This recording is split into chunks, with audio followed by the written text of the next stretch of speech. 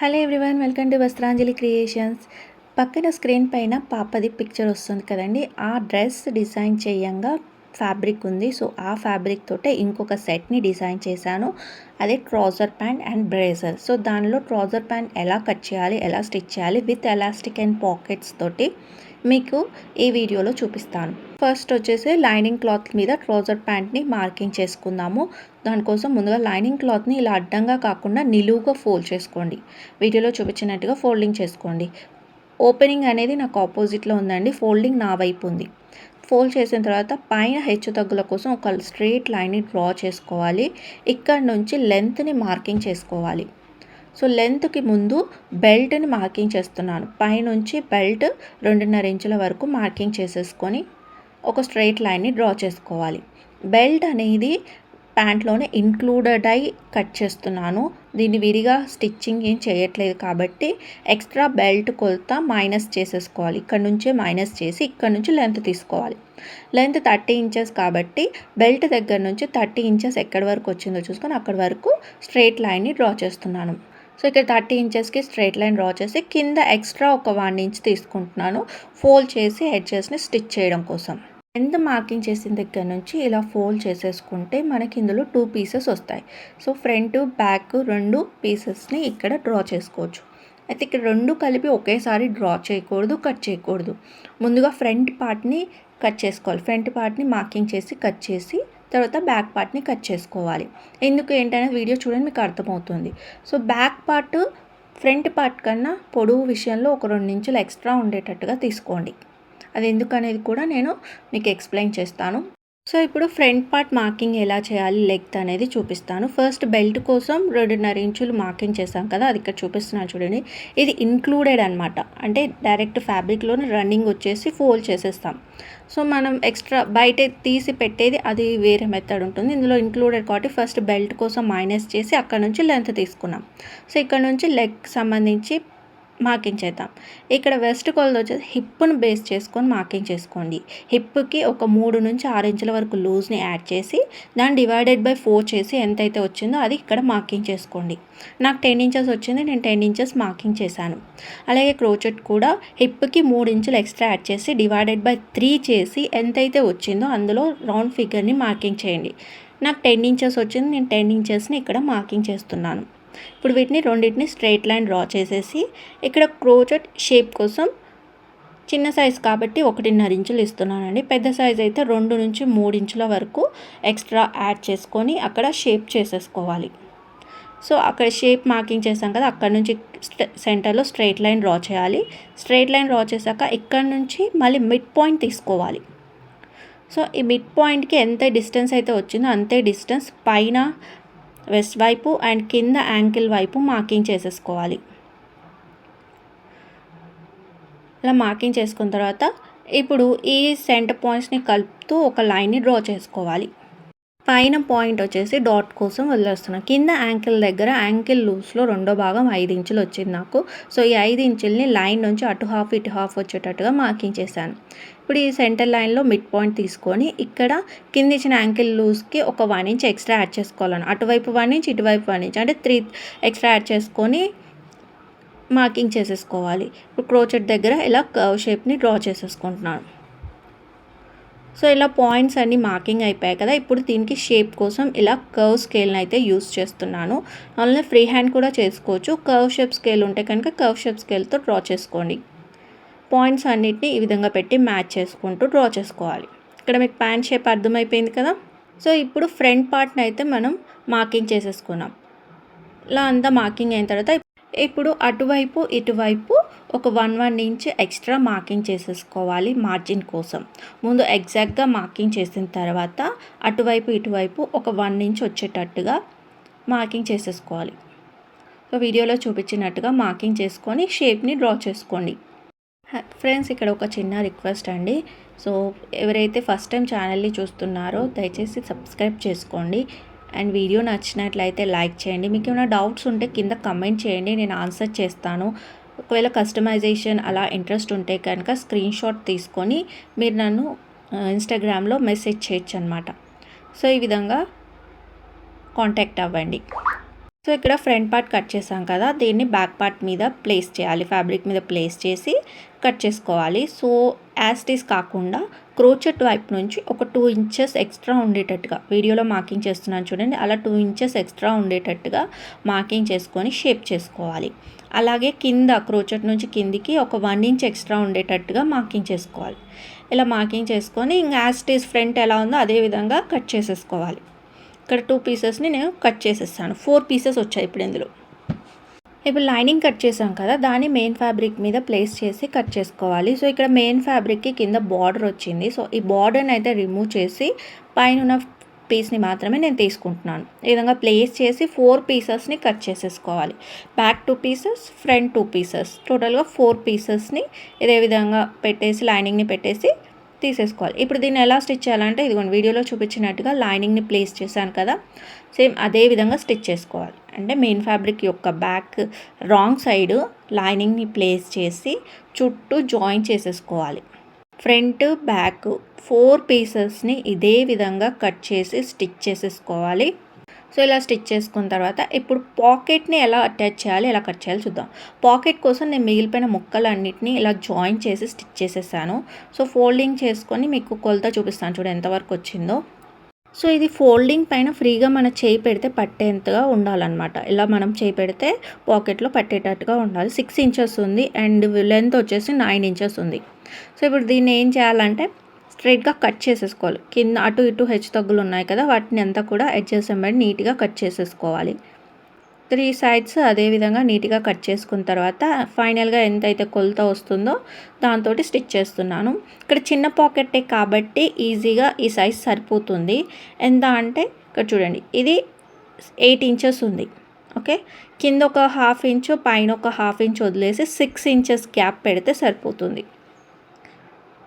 8 inches ఉంది కదా, so 1 inch పెట్టుకున్నా సరిపోతుంది, 1/2 ఇంచ్ పెట్టుకున్నా సరిపోతుంది. 6 ఇంచెస్ గ్యాప్ అయితే ఉండాలి. అండ్ నెక్స్ట్ వచ్చేసి సైడ్స్లలో ఇలా కర్వ్ షేప్ చేసేసుకొని పైకి వచ్చేసరికి ఒక 2 ఇంచెస్ వరకు స్ట్రెయిట్గానే పెట్టుకోవాలి.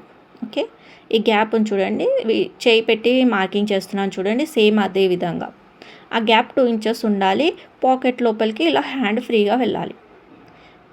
సో ఇలా మార్కింగ్ చేసాం కదా, ఇది 8, మనకి విడ్త్ 6 ఇంచెస్ అంటే 12 ఇంచెస్. పెద్ద పాకెట్ కావాలంటే కొంచెం కొలత ఎక్కువగా తీసుకోండి, పొడవు వెడల్పు అనేది ఎక్కువగా తీసుకొని మార్కింగ్ చేసేసుకోండి. నేనైతే ఈ షేప్ చూపిస్తున్నాను, మీరు కావాలి అనుకుంటే ఇట్లా స్ట్రైట్ షేప్లో అయినా అలాగే పెట్టేసుకోవచ్చు. నేను ఇక్కడ హ్యాండ్ షేప్లో కట్ చేసి చూపిస్తున్నాను. సో ఇలా పీస్ కట్ చేసాం కదా, సేమ్ ఇదే విధంగా లైనింగ్ క్లాత్ పైన ప్లేస్ చేసి లైనింగ్ క్లాత్ని కూడా 2 పీసెస్ని కట్ చేసుకోవాలి. ఫ్యాబ్రిక్ ఎలా అయితే ఉందో అదే విధంగా మెయిన్ ఫ్యాబ్రిక్ని కట్ చేసాం కదా పాకెట్కి, అదే విధంగా కట్ చేసుకోవాలి. సో ఇక్కడ నేను స్టిచ్ చేస్తుంది వచ్చేసి 24 సైజ్ అనమాట. హిప్ కొలత అయితే 28, వెస్ట్ కొలత అయితే 24 సైజు. సో ఈ సైజులకి నేను ట్రౌజర్ ప్యాంట్ని స్టిచ్ చేస్తున్నాను. సో ఇక్కడ చెప్పిన కొలతలన్నీ కూడా ఆ సైజ్ వాళ్ళకేనండి. సో మీకు ఆ సైజు ఉంటే కనుక ఈజీగా ఇదే కొలతలతోటి మార్కింగ్ చేసి కట్ చేసుకోవచ్చు. సో ఇప్పుడు పాకెట్కి లైనింగ్ క్లాత్ని వీడియోలో చూపించినట్టుగా అటాచ్ చేసేసుకోండి. సేమ్ మనం రాంగ్ సైడ్ పెట్టేసి లైనింగ్ క్లాత్ని అటాచ్ చేసేసుకోవాలి. ఇలాగే 4 పీసెస్ని అటాచ్ చేయాలి. మనం ప్యాంట్ ఎలా అయితే 4 పీసెస్ చేసామో వీటిని కూడా 4 పీసెస్ని అలాగే చేసుకొని అటాచ్ చేసేసుకోవాలి. సో ఎక్సెస్ అంతా కూడా నీట్గా ట్రిమ్ చేసేసుకోవాలి. ఈ విధంగా మనకు పాకెట్స్ రెడీ అయ్యాయి. ఇప్పుడు వీటిని ప్యాంట్కి అటాచ్ చేయాలి. మనం ఆల్రెడీ కట్ చేసిన స్టిచ్ చేసిన పీసెస్ ఉన్నాయి కదా, వాటికి అటాచ్ చేయాలి. ఫ్రంట్ పీసెస్ బ్యాక్ పీసెస్ 2 విడివిడిగా అటాచ్ చేసుకోవాలి. ముందుగా ఫ్రంట్ పీసెస్కి ఎలా అటాచ్ చేయాలో చూపిస్తాను. ఇక్కడ 2 ఇంచుల వరకు మార్కింగ్ చేసేసుకున్నాం కదా బెల్ట్ కోసం. సో ఆ బెల్ట్ ఎంతైతే ఉందో అంతవరకు బెల్ట్ ఫోల్డ్ చేసి స్టిచ్ చేస్తే మనకి ఎంతవరకు వస్తుందో అంతవరకు చూసుకొని మార్కింగ్ చేసి అక్కడి నుంచి పాకెట్ని స్టిచ్ చేస్తున్నాను. ఇలా స్టిచ్ చేసేసుకున్న తర్వాత ఇప్పుడు దీన్ని తిప్పేసుకోవాలి, పాకెట్ని తిప్పేసుకోవాలన్నమాట. తిప్పేసుకుంటే లోపలికి ఈ విధంగా వస్తుంది చూడండి, ఈ విధంగా వస్తుంది. అయితే ఇక్కడ నుంచి టాప్ స్టిచ్ వేస్తే బయటి సైడు కనిపిస్తుంది కాబట్టి అలా కనిపించొద్దు బయట సైడు, కానీ పాకెట్ మాత్రం కరెక్ట్గా తిరగాలి అంటే ఇప్పుడు ఏదైతే మార్జిన్ వచ్చేసిందో ఎక్స్ట్రా మార్జిన్ దాన్ని పాకెట్ పైకి వచ్చేటట్టుగా స్టిచ్ చేయండి.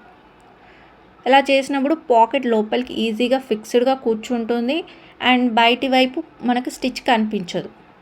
చూడండి ఇలా ఈజీగా తిరిగేస్తుంది అండ్ మనకి ఇక్కడ పాకెట్ సైడ్ మనకు అసలు స్టిచ్ అనేది మళ్ళీ టాప్ స్టిచ్ వేయాల్సిన పని ఉండదు. సో ఇదే విధంగా ఫ్రంట్ పీస్ బ్యాక్ రెండిటికి అటాచ్ చేసేసుకోవాలి. ఫ్రంట్ బ్యాక్ రెండిటికి సేమ్ అండి.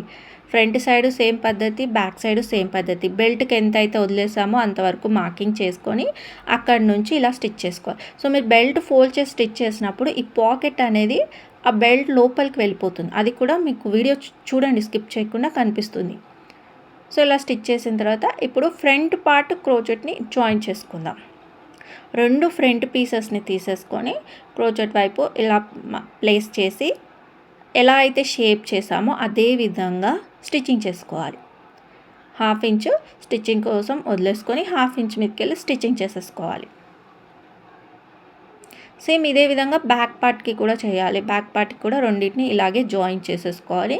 ఎక్సెస్ ఉన్నదాన్నంతా నీట్గా ట్రిమ్ చేసేసుకోవాలి. ఇక్కడ ట్రిమ్ చేసేసుకున్నాము. ఇది ఫ్రంట్ పార్ట్ కూడా రెడీ అయిపోయింది. సేమ్ ఇదే విధంగా బ్యాక్ పార్ట్ రెడీ చేసి బ్యాక్ పార్ట్ని ఫ్రంట్ పార్ట్ని జాయిన్ చేసుకోవాలి.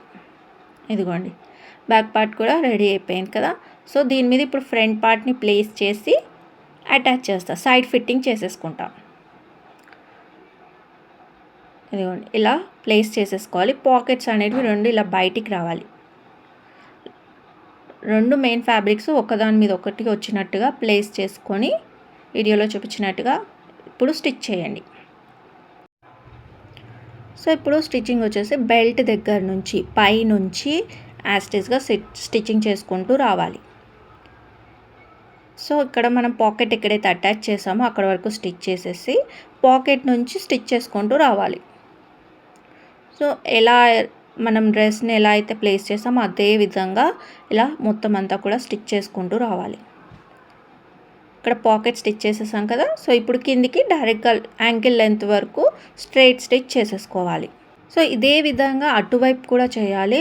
సో బ్యాక్స్ మనకి ఇటు సైడ్ ఉంటుంది కదా, అటువైపు కూడా చేసేసి కింద క్రోచెట్ కూడా మొత్తం అంతా కూడా జాయిన్ చేసేసుకోవాలి. ఇలా జాయిన్ చేసుకున్న తర్వాత ఇప్పుడు ఎలాస్టిక్ ఎలా పెట్టాలో చూపిస్తున్నాను చూడండి. ఫిట్టింగ్ మొత్తం అయిపోయిన తర్వాత ఎలాస్టిక్ ఎలా ప్లేస్ చేయాలో చూపిస్తున్నాను. సో ఇక్కడ వెస్ట్ కొలత 24 ఇంచులు కాబట్టి దానికి ఒక 4 ఇంచులు మైనస్ చేసి 20 ఇంచులకు తీసుకున్నాను ఎలాస్టిక్. దీన్ని 1/2 ఇంచ్ ఇలా ఓవర్లాప్ చేసి స్టిచ్ చేస్తున్నాను. జాయిన్ చేసేసుకుంటున్నాను. ఇలా ఎలాస్టిక్ని ఓవర్లాప్ చేసి స్టిచ్ చేసి ఈ విధంగా సర్క్యులర్ ఇలా షేప్ చేసేసుకోవాలి. ఇప్పుడు దీన్ని బెల్ట్కి ఎలా అటాచ్ చేయాలంటే ఎలాస్టిక్ని బెల్ట్ లోపలికి పెట్టుకోవాలి. ఓకే, ఎలాస్టిక్ని ఇలా బెల్ట్ ప్యాంట్ లోపలికి ఇలా ప్లేస్ చేసేసుకోవాలి. చేసేసుకొని ఇప్పుడు బెల్ట్ దగ్గర నుంచి ఆల్రెడీ 1/2 ఇంచ్ ఫోల్డ్ చేసి స్టిచ్ చేసేసాను. సో మళ్ళీ స్టిచ్ చేయాల్సిన అది అంచులు ఫోల్డ్ చేసుకోవాల్సిన పని లేదు. డైరెక్ట్గా ఇలా ఫోల్డ్ చేసేసుకొని ఆ స్టిచ్చింగ్ వెంబడి స్టిచ్ చేసుకుంటూ వెళ్ళిపోవచ్చు. సో ఫస్ట్ స్టిచ్ చేసుకోవడం వల్ల మనకు ఒక ఐడియా ఉంటుంది ఎక్కడ స్టిచ్ రావాలి అనేది. సో ఇలా దగ్గరికి ఎలాస్టిక్ ఎంత వీలైతే అంతవరకు టైట్ దగ్గరకు వచ్చేటట్టుగా చూసుకోవాలి. అండ్ ఇక్కడ నుంచి ఇలా ఫోల్డ్ చేసి డైరెక్ట్గా స్టిచ్ చేసేసుకోవాలి. అది ఇలా స్టిచ్ చేసేటప్పుడు ఎలాస్టిక్ మీద స్టిచ్ రావద్దు. ఓన్లీ బెల్ట్ పైన బెల్ట్ది కింద ప్యాంట్ది 2 మాత్రమే అటాచ్ అవ్వాలి. ఎలాస్టిక్ మీద స్టిచ్ రావద్దు. స్టిచ్ రాకుండా జాగ్రత్తగా ఇలా జరుపుకుంటూ ప్లేస్ చేసుకుంటూ నిదానంగా స్టిచ్ చేసుకోవాలి. ఎలాస్టిక్ ఇలా స్ట్రెచబుల్ అంటే లాగినప్పుడు ఎలాస్టిక్ అనేది బయటికి రావాలి ఫ్రీగా. అండ్ ఇంకోటి మనం బెల్ట్ ఫోల్డ్ చేసేటప్పుడే పాకెట్ అనేది లోపలికి పెట్టేసి దాని మీద కూడా స్టిచ్ వచ్చేటట్టుగా స్టిచ్ చేసేసుకోవాలి. సో ఇదే విధంగా మొత్తం అంతా కూడా ఎలాస్టిక్ మీద స్టిచ్ రాకుండా జాగ్రత్తగా బెల్ట్ని స్టిచ్ చేసేసుకోవాలి. సో ఫ్రెండ్స్ ఇక్కడ ఆల్రెడీ నేను సైడ్ ఫిట్టింగ్ చేశాను కదా, వాటన్నిటికీ ఓవర్లాక్ చేసి రెడీగా పెట్టేసుకున్నాను. కింద బాటమ్ కూడా యాంకిల్ కూడా ఫోల్డ్ చేసి స్టిచ్ చేసేసిన తర్వాత బెల్ట్ని స్టిచ్ చేస్తున్నాను. ఇక్కడ కొన్ని స్టిచ్చింగ్ వీడియోస్ స్కిప్ అయిపోయాయి, సారీ ఫర్ దట్. కానీ ఎక్స్ప్లెనేషన్ మాత్రం ప్రతిదీ స్టెప్ బై స్టెప్ ఎలా చేసుకోవాలనేది క్లియర్గా ఎక్స్ప్లెయిన్ చేస్తున్నాను.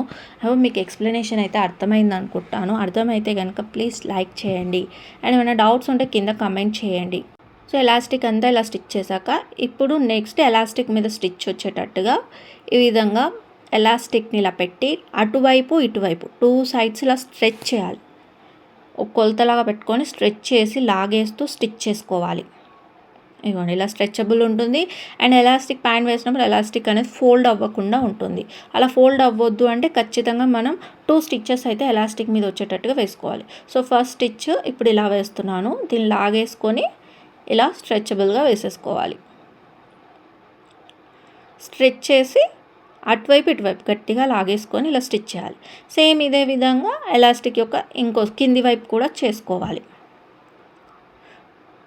కింది వైపు కూడా సేమ్ ఇదే విధంగా స్ట్రెచ్ చేసి అటువైపు ఇటువైపు లాగి పట్టుకొని స్టిచ్ చేసుకుంటూ వెళ్ళిపోవాలి. సో ఇలా చేస్తే మనకి ఎలాస్టిక్ అనేది ఫోల్డ్ అవ్వదు. ఫైనల్గా స్టిచ్చింగ్ అనేది కంప్లీట్ అయిపోతుంది.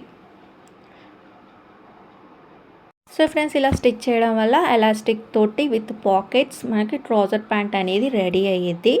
సో పిల్లలకైతే ఎక్కువ శాతం ఎలాస్టిక్ ఉంటేనే కంఫర్టబుల్ కాబట్టి ఈ విధంగా నేను స్టిచ్ చేశాను. మీకు కూడా కావాలి అనుకుంటే ఇదే విధంగా ట్రై చేయండి. చాలా బాగుంటుంది. ఫిట్టింగ్ కూడా చాలా బాగుంటుంది అండ్ ఫ్రీగా ఉంటుంది వేసుకోవడానికి. సో ఐ హోప్ ఈ వీడియో మీకు నచ్చింది అనుకుంటాను. ఎక్స్ప్లెనేషన్ కూడా మీకు నచ్చింది అనుకుంటాను. నచ్చితే ప్లీజ్ లైక్ చేయండి. అండ్ ఏమైనా డౌట్స్ ఉంటే కింద కామెంట్ చేయండి. ఫస్ట్ టైం మన ఛానల్ని చూస్తే సబ్స్క్రైబ్ చేసుకోవడం మర్చిపోకండి. నెక్స్ట్ వీడియోలో బ్రాజర్ని ఎలా స్టిచ్ చేయాలో చూపిస్తాను. Thank you.